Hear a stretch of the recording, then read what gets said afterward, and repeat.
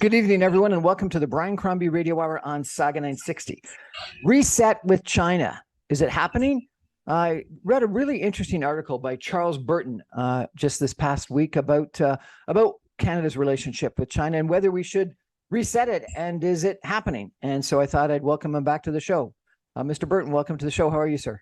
It's good to speak with you again, Brian. Great to speak with you, sir. So tell me about your article and what your argument was, if you could. Well, I was prompted by the announcement of the government that they would be putting in a unit to counter disinformation from Russia. And it made me think, why would Canada have a unit to counter foreign disinformation from just one source when we know that the Chinese disinformation and subversion activities are so much better funded and so effective in Canada, particularly targeting readers of Chinese in Canada. You know, about up to 5% of our Canadian population are of Chinese origin. And so I really felt that this was, in effect, sending a signal to the government of China that, well, we're going to go after Russia on this, but you have a pass, because we're not going to have any unit that challenges the disinformation and subversive conspiracy theories that China puts out in Canada, coordinated through their embassy and consulates, to try and mislead Canadians about the nature of the Chinese regime, and more worrying, to try and make our Canadians of Chinese origin feel that they are unwelcome in Canada, subject to racism, and therefore should transfer their loyalty to the Chinese motherland, which means, do what the Chinese Communist Party would like them to do here in Canada. And aside from, supporting Chinese purposes, there's also the possibility that these persons in Canada might be subject to operations that would induce them to assist China in its intelligence gathering operations, such as dual-use technologies. And we saw this just last week when 87 Canadian Chinese associations purchased a large ad in a Chinese language paper criticizing Canada's support for the democracy in Taiwan. And so, the Chinese operations under the United Front Work Department of the Chinese Communist Party in Canada are extremely well funded and very sophisticated. The leader of China, Xi Jinping, describes this united front as one of the three magic weapons of Chinese Communist Party rule, the other one being the military and party building. And so when we're challenged, when we're rightly trying to come up with a unit that will keep us on top of Russian disinformation, we should also make that unit a unit that deals with disinformation from all countries, and not seek to appease the Chinese government by not making them accountable for spreading conspiracy theories. After all, Chinese operations have sabotaged the WHO's investigation into the origins of COVID-19. They put out false information about the association of high-tech companies like Huawei with the Chinese regime. They try and discount the highly credible reports of genocide in Xinjiang, which, just this last week has been affirmed by a UN Human Rights Commissioner report that says, it doesn't say that it's genocide, but suspects that very serious crimes against humanity are being promulgated by China. There are just all sorts of areas in which China is trying to dissemble and make us believe that the Chinese regime is not engaged in malign activities in Canada, as we have strong evidence that they are. And so, our government's inability to address the Chinese language media and Chinese propaganda in English is a threat to our safety and our security. And so, we should be allocating the resources and dealing with misinformation that serves the interests of a foreign government engaged in by agents of a foreign state in our country. Why do you think this is? Is it that the government is scared of China, or just is far more worried about trade with China? What motivates this unbalanced response to China versus Russia? Now, it's a very interesting question. I mean, our government has made various commitments with regard to China. For example, as you pointed out in your introduction, the government's been talking about doing a reset with China since 2018. 4 years later, no sign of it. The parliamentary secretary of the Ministry of Foreign Affairs, Rob Oliphant, last year said, oh, well, the government is actively considering adopting legislation similar to the American Foreign Agents Registry Act or the Australian Foreign Influence Transparency Scheme Act that would require that people in positions of influence who receive benefits from a foreign state should be required to declare that and be transparent. So if they're speaking out on behalf of a foreign state or a foreign state's state enterprises, that we would know that, in fact, there may be a conflict of interest there because they're receiving significant benefits. We have the situation of Jean Charest, who had a retainer from the Huawei company that he wasn't entirely forthcoming about until it was subsequently revealed that in his work in the law firm, he was receiving a monthly retainer from Huawei and had been making some statements supportive of Huawei's 5G bid. Well, I think his opinion would have been colored by, in terms of our own perception, if we'd been aware that he was receiving financial benefit from that company. So you see a lot of that kind of thing. And I think there's also the notion that politicians and senior civil servants retire from politics and the civil service usually relatively early in life, or at least from my point of view, relatively early in life, in their 50s. And they still want to do things. And they hope to generate generous income in their post-politics or civil servant career. And so there does seem to be quite a number of examples of politicians who seem to have not angered the Chinese regime by being identified with policies that the Chinese embassy would oppose after retirement, getting what my colleague at the British Royal United Services Institute, Charlie Parton, refers to as life-changing amounts of money. So, opportunities in law firms or on boards that would not be available to politicians that China has identified as being unfriendly to their purposes in Canada. So I don't know. It's very hard to go beyond circumstantial evidence and insinuation in these matters, but my general conclusion is that while the government has set up an Indo-Pacific advisory committee consisting of a number of prominent Canadians who have worked in China before, like the former ambassador to Beijing, Dominic Burton, that according to what we read in the newspapers are currently debating whether Canada's Indo-Pacific policy should mention the word CHINA at all. I really doubt that we'll see that policy before the next federal election. I think that China is a taboo subject. The government wants to appease Canadian public opinion who have grave concerns about reports of Chinese malign activities in Canada, including their apparently unfettered harassment of Uyghurs, Tibetans, democracy activists, Falun Gong, and so on here. But the government is not prepared to do anything substantive that would cause the Chinese government to retaliate against Canada by economic coercion or by excluding Canadians from opportunities to participate in profitable enterprises relating to China.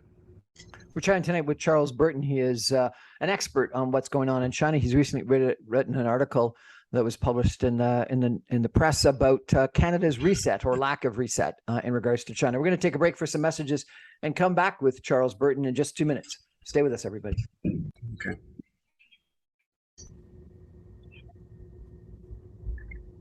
Welcome back, everyone, to the Brian Crombie Radio Hour on Saga 960. The topic tonight is China, Canada's relationship with China. Our guest is Dr. Charles Burton, who is a senior fellow at the Macdonald-Laurier Institute. He's also with the European Values Center for Security Policy. He is the non-resident senior fellow at the European Values Center for Security Policy. He's a partner in Charles Burton and Associates. He was a associate professor for 31 years at Brock University. He was a counselor in political and economic affairs in the Canadian Embassy to China. He's got a postdoctoral fellowship from the University of Alberta. He's got a degree in Chinese philosophy from Fudan University in Shanghai, and he's got a BA from Trinity College U of T. He's got a Oriental Studies tripos in China from the University of Cambridge. You really got quite a bit of education, sir. I certainly spent a lot of time in school before I got a real job, that's for sure.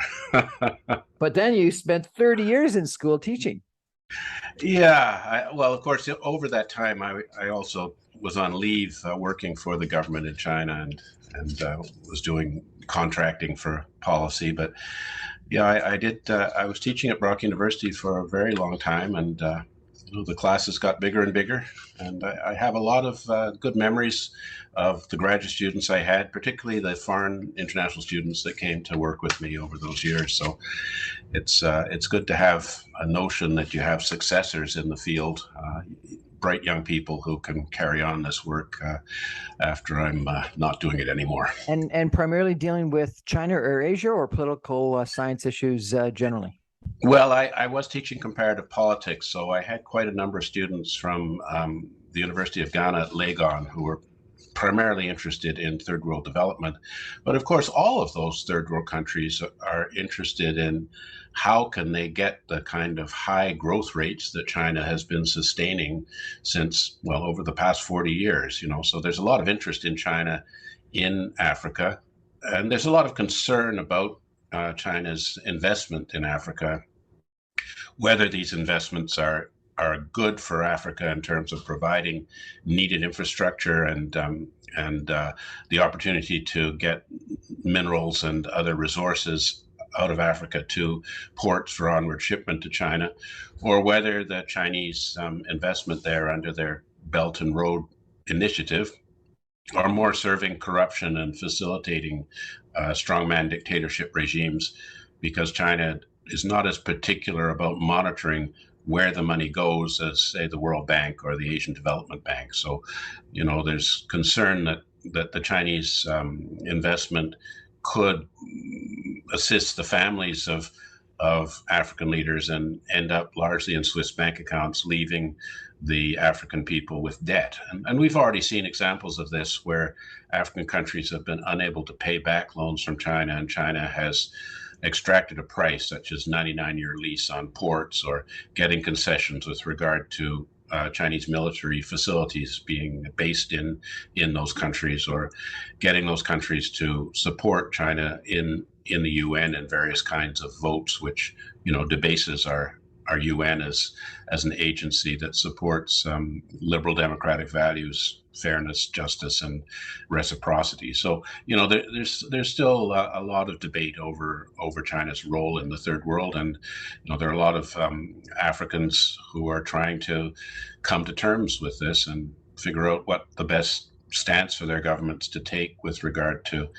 China is. And I must say I'm proud that a number of my African graduate students are now serving in senior positions in their countries, advising their governments, and I hope that I've made a little bit of difference to helping them to have the tools to serve their nations and to promote development and justice in that part of the world. Excellent. What are you doing now, sir? I work primarily on policy consulting for governments, some for Canada.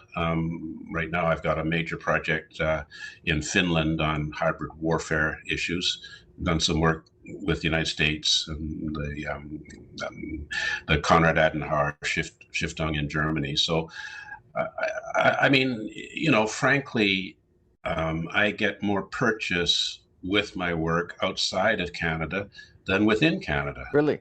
Well, I find that I do quite a lot of giving evidence to Canadian Commons committees, make recommendations, but you don't see a lot of take up of my suggestions here in Canada. Whereas in other countries I've worked, like Lithuania, Czechia, um, um, and the United States, it does seem that I have more of an impact in terms of influencing policy. Because those countries are more either objective or distrustful or questioning of China than Canada is, or why? Yeah, I mean, Canada is certainly very questioning, at least at our level of the people. It's just that the government doesn't seem to be receptive to taking the kind of action necessary to bring Canada into compliance with what our like-minded allies like Australia, the US, and the United Kingdom are doing with regard to preparing themselves to protect the international rules-based order.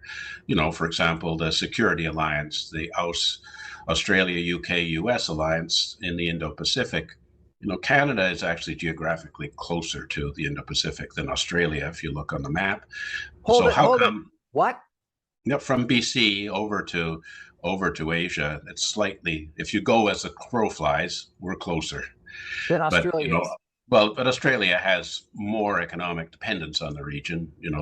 Australia's looking at, say, 30 or more percent of their external commodity trade to the People's Republic of China. Canada is about 4%. So, we may be closer geographically. But my point is that, we should be more engaged with the Indo-Pacific. Maybe a better example is the UK. UK is pretty far from the Indo-Pacific, but that government is taking the China threat more seriously and is prepared to work with the allies and put the resources in to try and contribute to maintaining the pre-existing global order based on institutions like the UN and the WTO. But Canada is not prepared to stick our necks out. We were the last country to ban Huawei when our Commons had a unanimous resolution condemning Chinese genocide against the Uyghurs. The Prime Minister instructed his entire cabinet to abstain from that motion. So everybody in Parliament voted yes. The Prime Minister and the cabinet voted no. Won't vote. This sends out a lot of signals to our allies that Canada may not be a reliable partner in defending the global order, and that we may be trying to play both sides of the street by trying to deal with China and the US on equal terms. So again, why is this just concern over trade, or are you suggesting that the Chinese that Canadian politicians have been bought off by the Chinese, and what is it? What's causing this? And this is not something that has been governments forever. It's primarily the current government. Is that not the case? Yes, it's the current government. I don't know, if there's a change of government in the next federal election, whether we will, start to get with the program with regard to uniting with our allies to try and come up with common approaches to China's violations of the international rules-based order. It does seem to be a systemic issue. There are a lot of Canadian businesses that have very lucrative and important relationships with Chinese Communist Party state firms, and they naturally have a lot of influence with the Prime Minister's office because they're generators of prosperity and trade. But it sounds to me like you're suggesting that other countries have, Australia, United States, even more, and are less influenced. Yeah, I mean, this is the unexpected thing. Australia and New Zealand have a lot more to lose, and they've been much more aggressive in doing the right thing.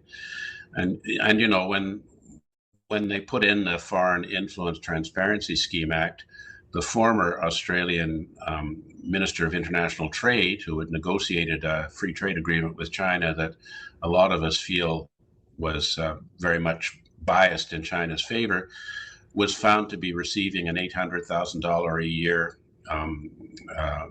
consultancy fee from a Chinese billionaire who had also been involved in a 99-year lease on the port of Darwin, negotiated by the same man, Andrew Robb. So, once the Australian legislation came into effect, Mr. Robb resigned his private consultancy at $800,000 a year. Well, I mean, there's nothing there that suggests that any laws were broken. It could well be that Mr. Robb is just like the world's greatest consultant, but a lot of people feel that it doesn't smell right, and that it's the right thing that politicians who have in their careers been dealing with China and making decisions of their governments relating to China should not be accepting benefits in their retirement phase. So, that doesn't exist in Canada, and there's a lot of resistance in the Canadian political class to having this kind of legislation. And one can only assume that the reason there's so much resistance to requiring that people who are recipients of benefits from a foreign state should make that public is because there are people who are in fact recipients of benefits from a foreign state who would prefer that it not be known. So, that's just an assumption, but I'd like to see the legislation go through. And I think that, talking to the advisor to the Australian Prime Minister, John Garneau, who was central behind the drafting of this particular legislation, what he told me was the legislation is not particularly well drafted. It's not that the Australian Foreign Influence Transparency Scheme Act could be better written. The Australian government has not provided the kind of resources that Australian security and police agencies need to implement this act effectively. But just the existence of the act has had a considerable dampening effect on Australian politicians being willing to receive benefits from the Chinese state. So, I think that there's a certain element of people wanting to be well regarded, and so if they are receiving benefits from a foreign state and it appears that in return for those benefits they're supporting the interests of a foreign state, that they feel embarrassed, and if it was made known, they would decide to make their money in other ways. And, I think that would be a good thing. I agree with you. Is this something you think only exists with China, or do other countries, have these kinds of programs as well? There's been lots of discussion in the past about Canadian politicians going off to Taiwan or Israel. Mm-hmm. Other countries do this kind of assistance as well, do they not? Sure. I think that, it is, there's sort of a fine line between what is legitimate public diplomacy by a nation to try and engender good feelings towards that nation in the country that they have their embassies. We might, for Canada, the government might subsidize, say, a tour of the Cirque du Soleil to China because, it's a fantastic acrobatics troupe, and it would give people a good impression of Canada if they saw such a wonderful performance. But I think where it starts to veer into activities not compatible with the function of foreign diplomats is when you're giving quite generous benefits to politicians, and when you have agents intimidating persons of origin from your country, maybe threatening their families back in the country of origin if they don't cooperate with what the embassy asks of them. So there's a kind of a shading of activities, some of which are okay and some of which aren't okay. But I feel in general that it is wrong for our politicians to be going to foreign countries paid for by that country. I think that we ought to have funds in Parliament that means that our politicians pay their own airfare and pay their own hotels, and maybe they could accept a few banquets, but to keep it so that there's not a perception that they are being bought by foreign countries because the foreign country gives them a wonderful tour and might give them gifts and so on. But it's a very uncertain area. But I agree with you. I mean, a lot of politicians get these trips to Israel, to Taiwan, and I'm sure many other countries, with a view to improving their attitude towards those places. And I don't like the idea of it coming from a foreign source. I agree. I agree completely. I think that that's something that should be passed. And so I think that we need this what do you call it in Australia? The Foreign Corrupt Practices Act? What's called the Foreign Influence Transparency Act, but I guess if it once, I guess it's supposed to pick up on what you might what one would regard as corruption. Yeah, I think that's the idea. But they try to put a good spin on it. We're chatting with Charles Burton tonight about China, Canada's relationship with China. We're going to take a break for some messages and come back. And I'm going to ask him about Nancy Pelosi's visit to Taiwan. I'm going to ask him about the United Nations declaration this past week. And I'm going to ask him where the Conservative Party is going to go if Jean Charest, who he has pointed out had a quite generous retainer from Huawei, is elected leader. Stay with us, everybody.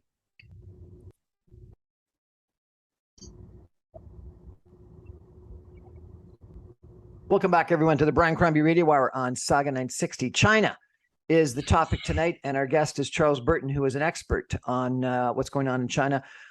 Charles, you actually spent a fair amount of time in China. Is that not correct?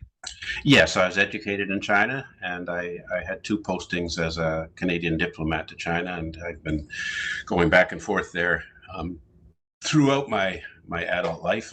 But I haven't been there since 2018, since the imprisonment of Kovrig and Spaver. It seems a bad idea for people like me to travel to China. I hope I'll be able to get back there soon. Nancy Pelosi had quite a the Speaker of the House of Representatives in the United States had a well-publicized trip to Taiwan a week or 2 ago. Was that a good idea or a bad idea? I think it was a great idea. Taiwan is a vibrant democracy. The leader of Taiwan has been elected by a free and fair election. I can vouch for that, as I was on the international election monitoring team for the past 2 Taiwan elections. It has rule of law, independent judiciary, and citizens' rights, freedom of expression, freedom of association. And in fact, the program of the government of Taiwan is very similar to the kinds of things that our government looks at, environment, indigenous rights, gender rights, supporting the middle class. So from that point of view, it's clear that the government of Taiwan is a representative government of the aspirations of the people living in Taiwan.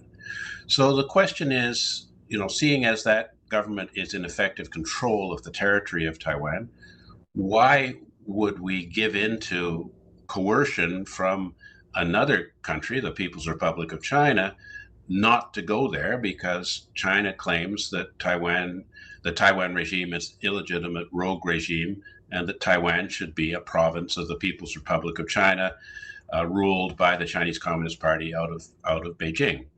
And our Canadian stance on this, we were talking about disinformation before, has been grossly mischaracterized by the Chinese regime, who maintains that Canada supports the idea that the island of Taiwan is an integral part of the People's Republic of China.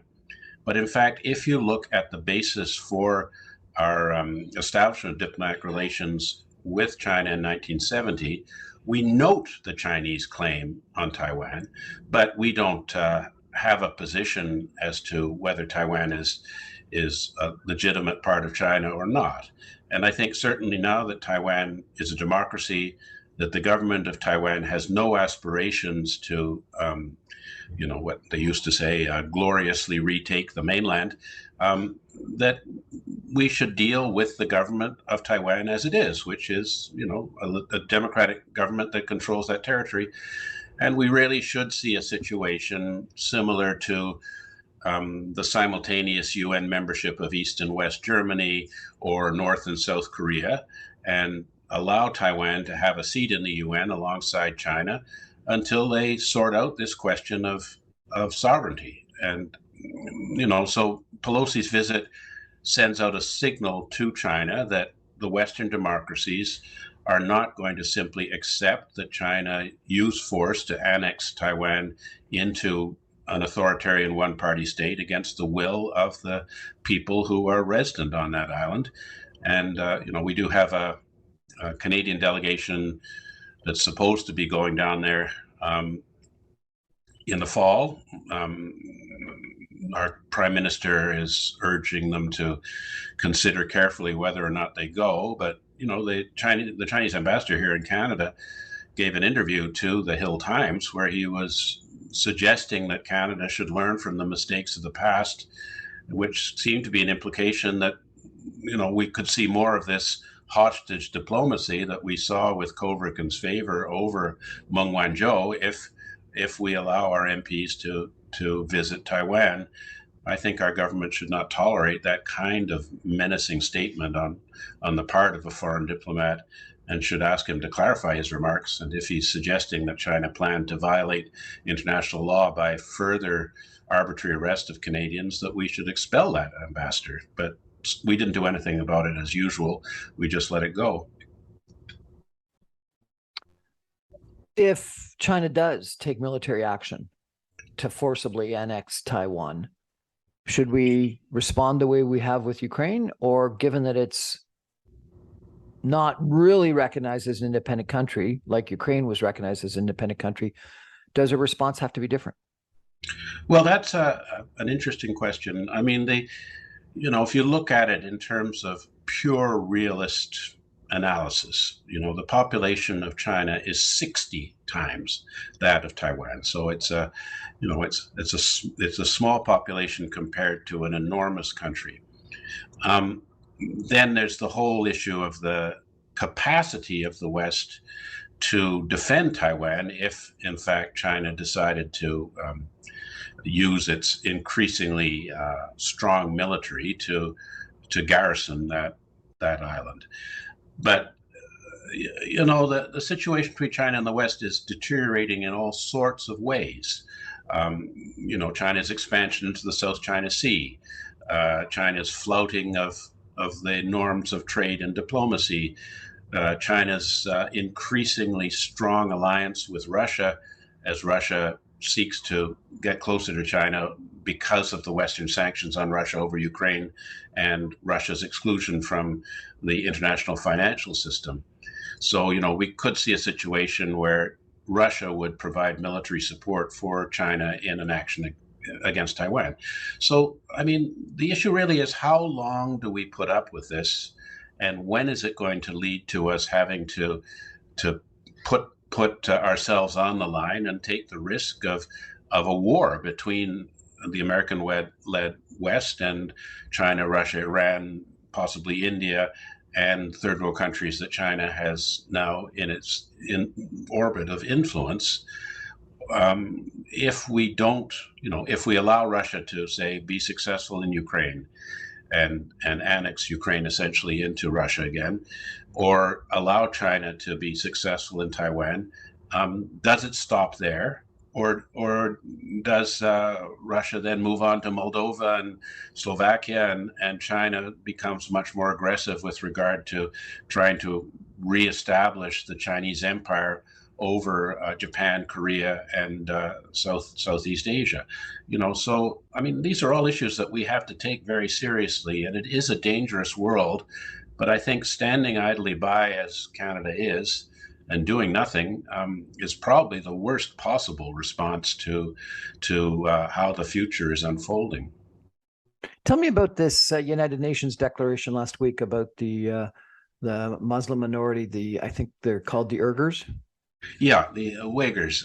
Uyghurs. Sorry, I apologize. Yes, this, we have known for quite some time that the Chinese regime has built a massive network of concentration camps and is putting the Uyghurs into these concentration camps, subjecting them to what China refers to as re-education.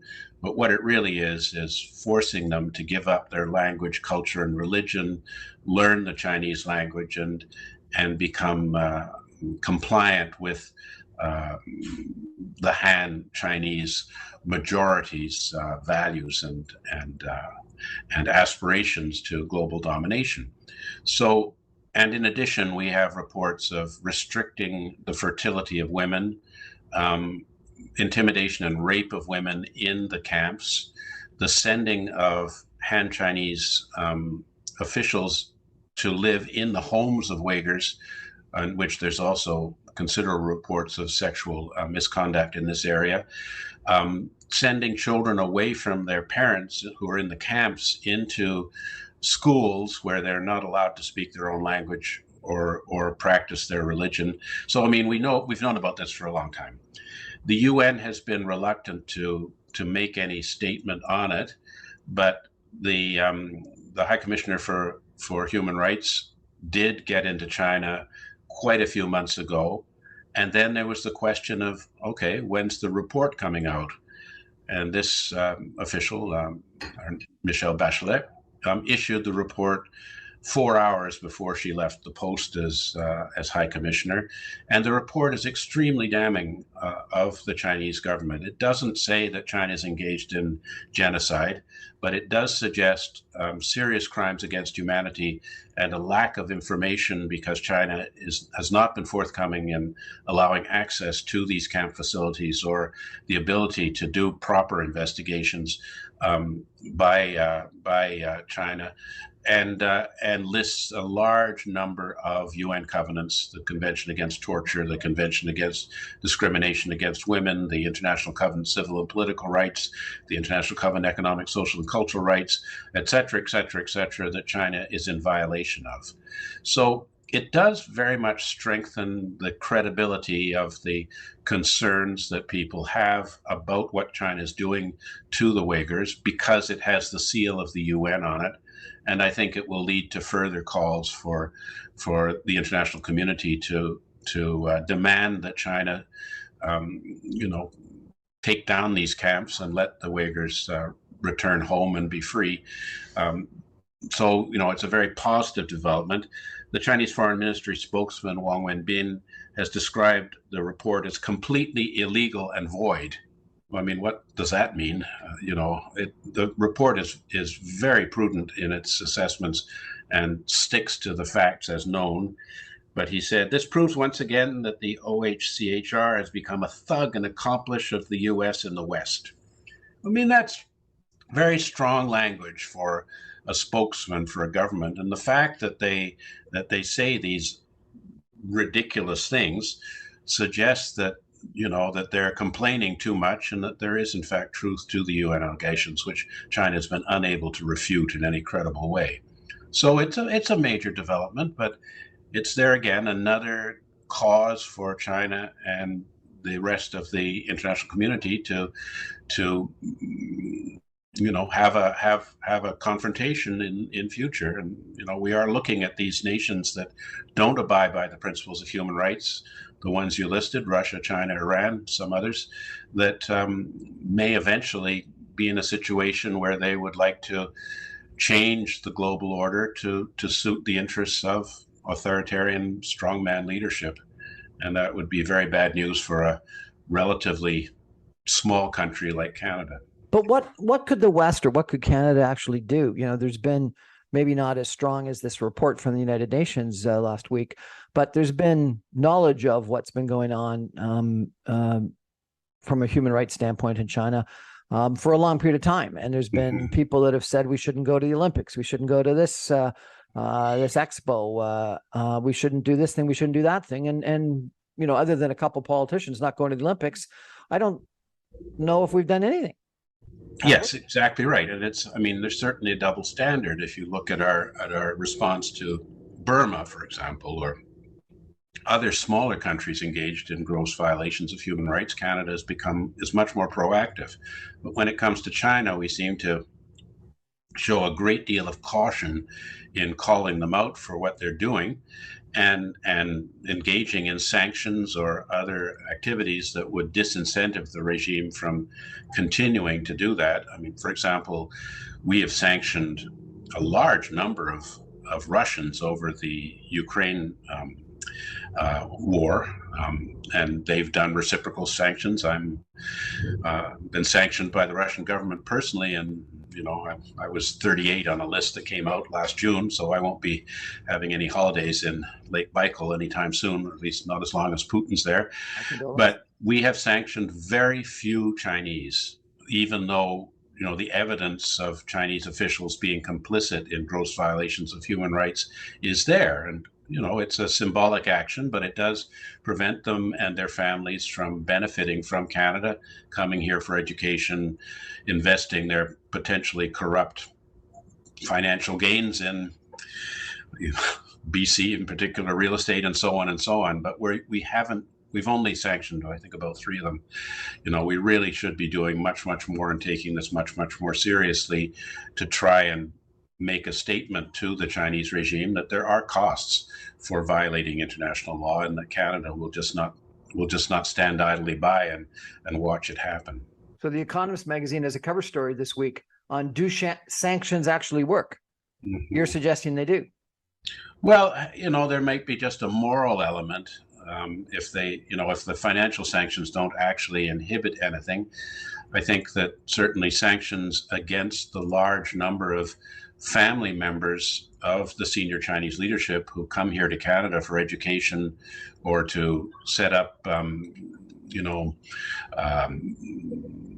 housing and businesses against a day when there might be a political factional struggle in China that would put them in a difficult position is very substantial. And I think that if we hit them in the pocketbook or hit them in their feeling that they can get Canadian passports and be safe from potential political and economic instability in China, that would have some impact on the decision making of the regime. The Chinese government is dependent on the support of its moneyed elite. And if we make life difficult for that moneyed elite, I think it might put pressure on the Chinese government to rethink the use of highly repressive policies that are crimes against humanity. We're chatting tonight about China with Charles Burton. He is a senior fellow with the Macdonald-Laurier Institute. He's someone who spent a fair amount of time in China. He's a former professor of political science, comparative politics at Brock University. He's a really smart and articulate gentleman who's recently written a post in our papers about has there been a reset in regards to Canada's relationship with China. I'm going to take a final break and come back and ask Dr. Burton whether we're potentially entering a new Cold War. Stay with us, everybody.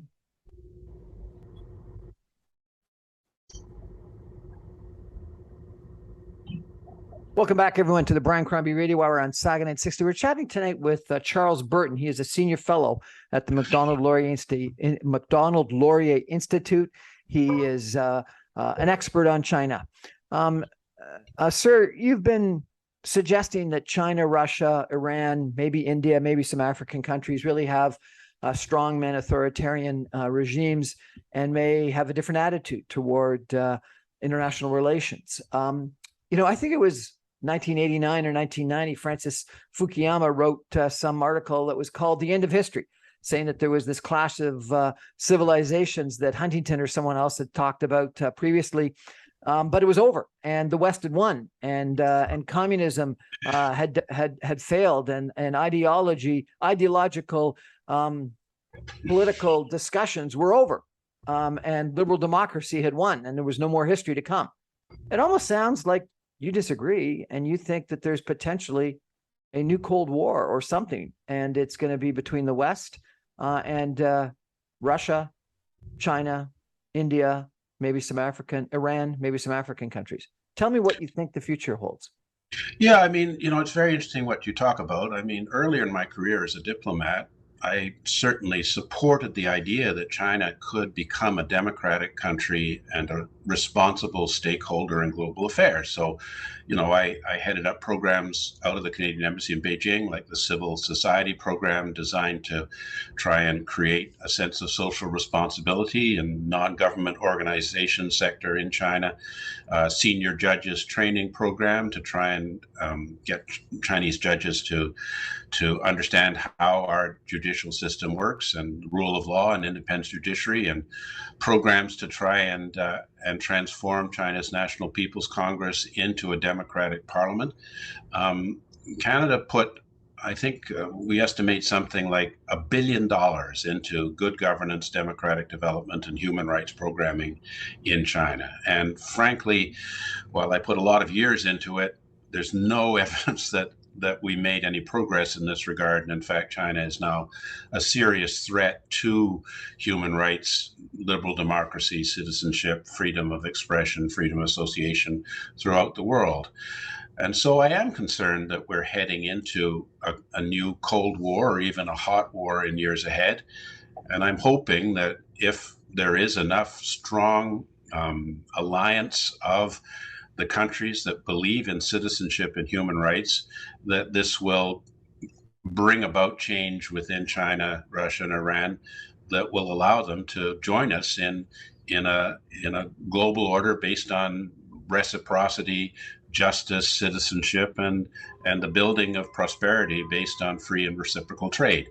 So maybe I still hold out some of the hope of Fukuyama that, you know, these ideas are the best for societies, and we should continue to try and encourage the rights of human beings wherever they are in the world to justice and fairness and dignity.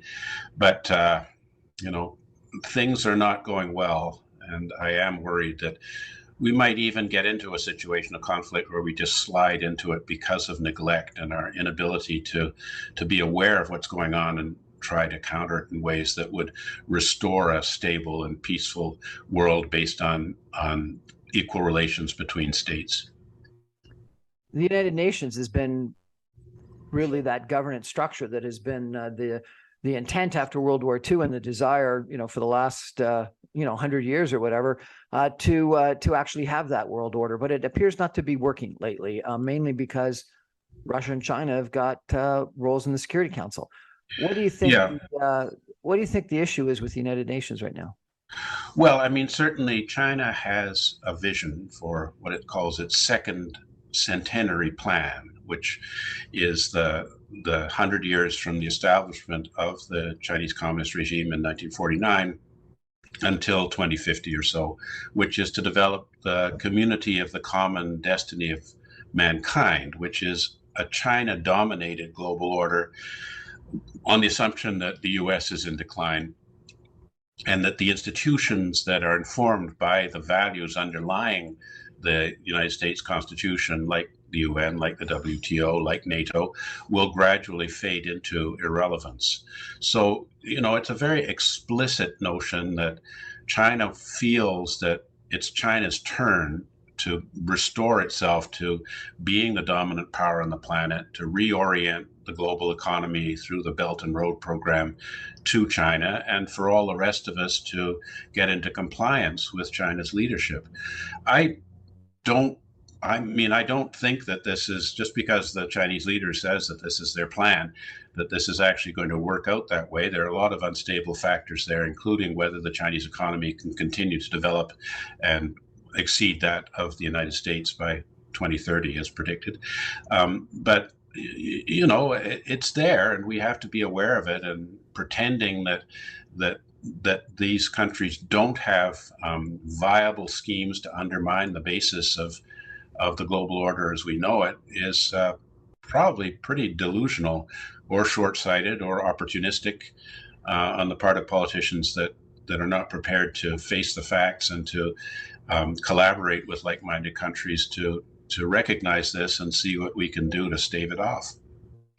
Fascinating conversation. I really appreciate it. I think I've mentioned to you before, sir, that I spent some time at Fudan University Business School in Shanghai, and I had a professor, probably almost as smart as you, frankly, which is very unique, who used to be with the central bank in China and was a professor at the Fudan Business School. And we ended up having one of those arguments that went on for days about the Washington consensus versus the Beijing consensus, different economic systems, and which was the better way to bring people out of poverty and develop an economy. And it was one of the most fascinating conversations, and they certainly believed that the Washington consensus was a failure.